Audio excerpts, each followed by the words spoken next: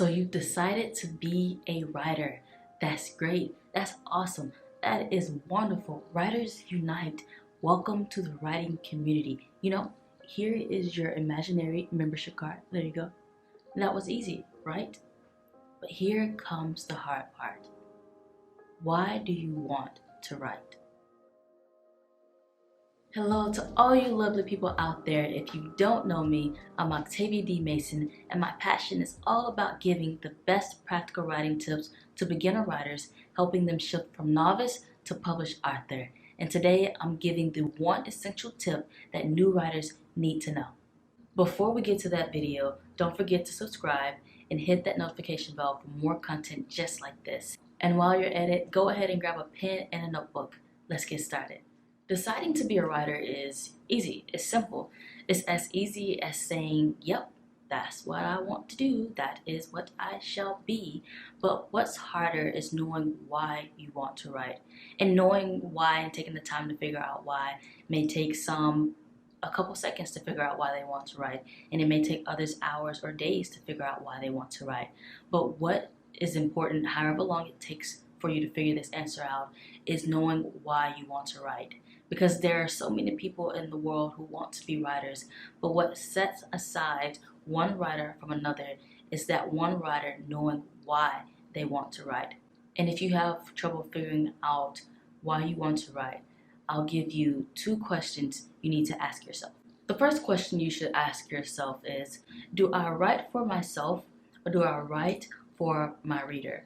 Now, if you choose one over the other, then you've put yourself in a little problem, because when you only write for yourself, for the achievements and for the goals and for the aspirations, then it can easily become all about yourself. The goals and the achievements that you seek as an author, they aren't bad. Most authors want those things. But when it's all about yourself, you forget one vital thing: your readers. Your readers are what makes one of the things that make your book so special, and they're the ones who are going to support you. They're the ones who are actually going to read your work. So when it becomes all about yourself, all about what you can or can't do, or what you want or don't want, and you forget about the readers, then you're forgetting one of the greatest aspects of writing. But let's say you write only for the readers. In doing this, you have now placed yourself in a whole new tricky situation, because now it's all about the readers, what the readers want, what the readers will think, what type of books will best fit the readers. Your world can quickly become revolved all around the readers. The readers this, the readers that, the readers this and that. And the problem is that you begin to lose part of what makes your book, the story that you have to tell through your words. When you focus too much on the readers, you lose the fact that your book is also your words. You don't want to lose sight of one of the things that matters most with your book, and that is your story. Your story is vital to your book, and it's one of the reasons why you created your book, to have your words tell a story. But all this one-sidedness changes when you combine writing for yourself and writing for your reader. When you do this, there is a balance that comes between yourself and the reader.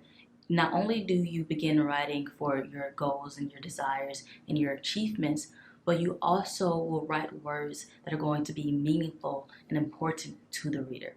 Before we get to that second question you should ask yourself, I have big news. I have 2 new free writing resources that are available for you to download. If you have struggled creating realistic characters, this is for you. If you have trouble creating adjectives and characteristics that are going to best fit your characters, this is for you.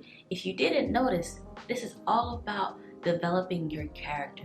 So if you need help doing that, these 2 free downloads are available on my website at octaviadmason.com. Just head on over there, or you can look in the description box below, and there is a link that will send you directly to that website as well.